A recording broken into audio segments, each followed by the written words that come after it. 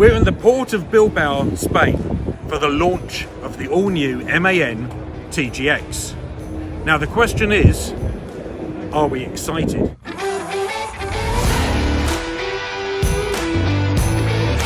That really all depends on whether it is all new or just a rehash of the 20-year-old TGA that we all know and love so well. Let's go and find out.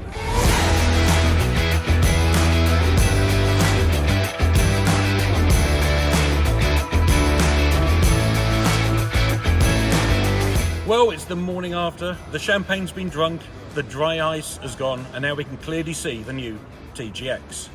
Now I'm going to talk you through the interior changes, and Colin is going to tell you what they've done with the exterior, which apparently has been designed to look like an animal. Can you guess what kind of animal?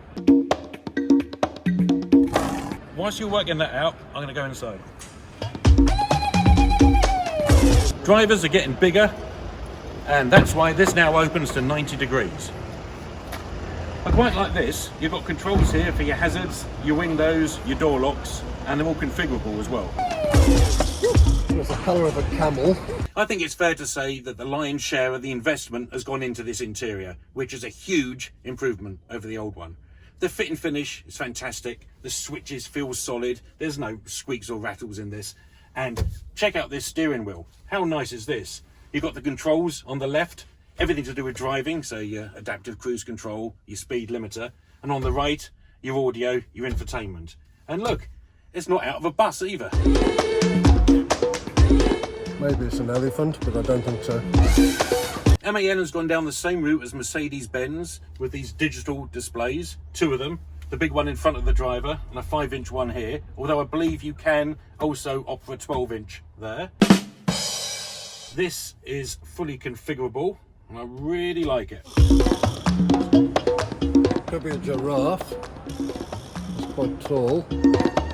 MAN reckon touchscreens aren't ideal for trucks because you're bouncing around in an air seat. It's not easy to touch the screen in the right place, especially if you've got fat fingers like me.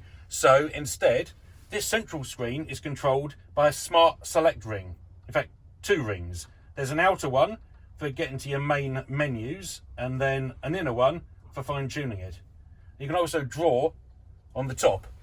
Now, that's all very well in a left-hand drive when you're right-handed, but I wonder what it's going to be like when you're sitting on the other side of the truck and using your left hand. It may not be quite so intuitive.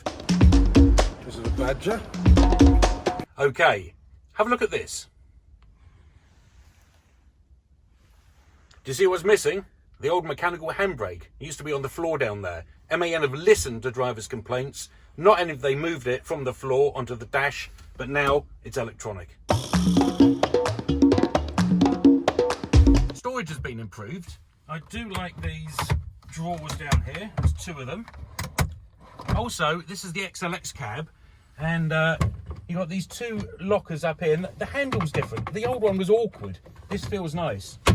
One over here, and of course your sliding locker there. USB ports. A bit of a shame that they've got the old A USB ports and not C. And there's also no conductive charging. I don't know. These mirrors are new as well, and there's a much bigger gap between them and the A pillar. So you've got less of a blind spot on the approach to roundabouts and junctions. And I know for a fact that a camera is on the way, which presumably will have a screen on the A pillar. So overall, yeah, I really like this interior. It's certainly a vast improvement over the truck it replaces. Righto. It's a poodle. No, it's not a poodle. When you go and take it for a drive, have a think. It really isn't that difficult. Okay.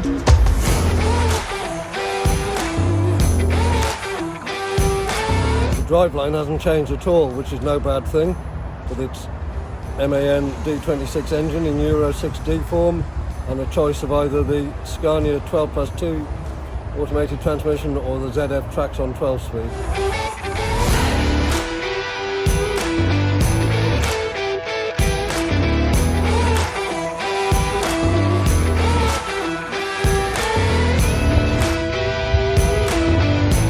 So we're almost back at base. Everything went to plan. very impressive. Smoothness, noise, controls, everything impressive. Nothing to criticise except maybe the indicator stalk is a bit on the hard side. If that's all we can complain about, that's not too bad.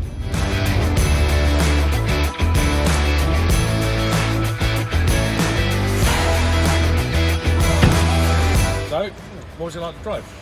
Yeah, very impressive. It was only a 470, but pulls very strongly. In fact, overall, we are really impressed with this truck. Yes, it has retained the same basic cab structure, but that's about the only fault we can find. Looks good, interior, a vast improvement over its predecessor. And did you work out what animal it is? It's a cat. You got it.